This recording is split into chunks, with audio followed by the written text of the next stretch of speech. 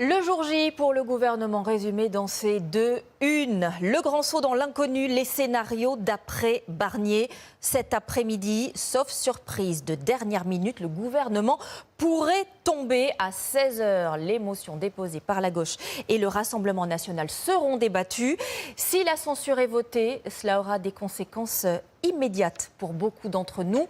Voyons lesquelles. Pour les impôts, pour les retraites, pour les agriculteurs, pour les hauts revenus. Eva Huin, Marion Fiat et Thierry Chartier. Les Français sont attentifs. De toute façon, je surveille ça de près aujourd'hui, quoi.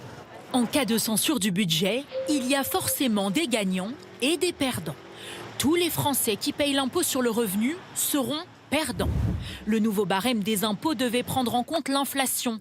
Ce ne serait donc pas le cas.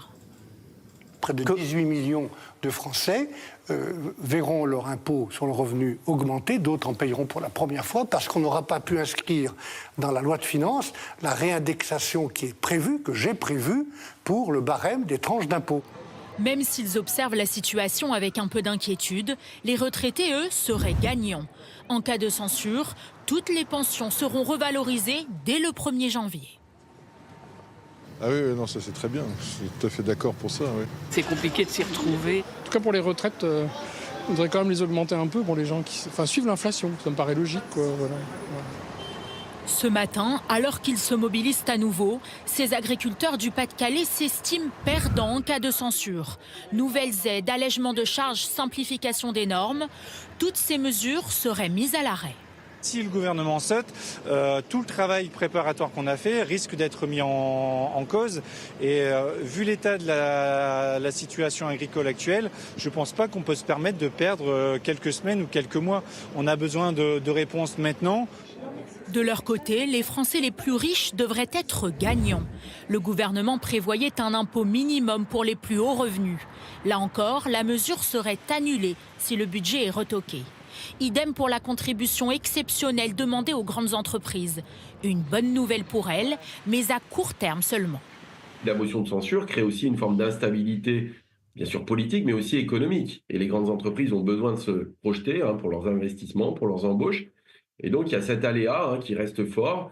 Et donc, si elles gagnent du côté de la fiscalité, par contre, elles perdent du côté de l'incertitude. Quelle que soit l'issue du vote cet après-midi, un nouveau budget avec de nouvelles règles devrait être voté courant 2025. Il pourra même être rétroactif.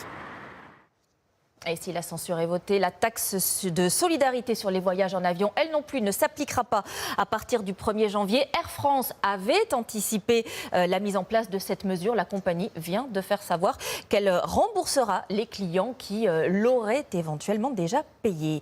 Bonjour Anne-Charlène Bézina. Bonjour. Vous êtes spécialiste de la Constitution. Deux questions s'imposent à ce stade. Si Michel Barnier est renversé cet après-midi, cela veut dire que dans la foulée, immédiatement, il n'est plus Premier ministre ? Oui et non. C'est-à-dire que la Constitution, c'est son article 50, prévoit le seul cas de démission obligatoire du Premier ministre et de son gouvernement. Donc, il doit formellement aller présenter une lettre de démission à son président de la République qui doit en retour prendre un décret de fin de ses fonctions. Et c'est comme ça qu'il ne sera plus Premier ministre et que le gouvernement perdra son existence et deviendra démissionnaire. Mais c'est un cas obligatoire. Donc l'Assemblée a bien ce dernier mot. Bon, cet été, nous sommes restés 51 jours avec un gouvernement démissionnaire, on s'en souvient.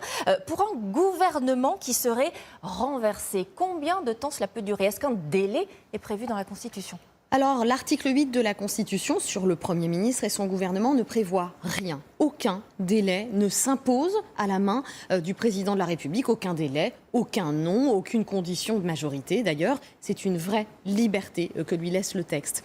Néanmoins, on est dans un contexte quand même très particulier. C'est-à-dire que le renversement de ce gouvernement tombe dans un moment le pire, sûrement, la période budgétaire, la période financière, fiscale. Donc, on a tout lieu de penser que si des lois spéciales d'urgence doivent être prises, le Premier ministre démissionnaire pourra le faire. Mais pour solder vraiment ce budget 2025, il serait sûrement plus sain que ce soit un nouveau Premier ministre et un nouveau gouvernement qui soit à la manette. Donc on peut espérer que ce délai de 51 jours se rétrécisse un petit peu. Merci beaucoup pour ces précisions. Nous verrons et nous suivrons évidemment tout cela tout au long de cette journée.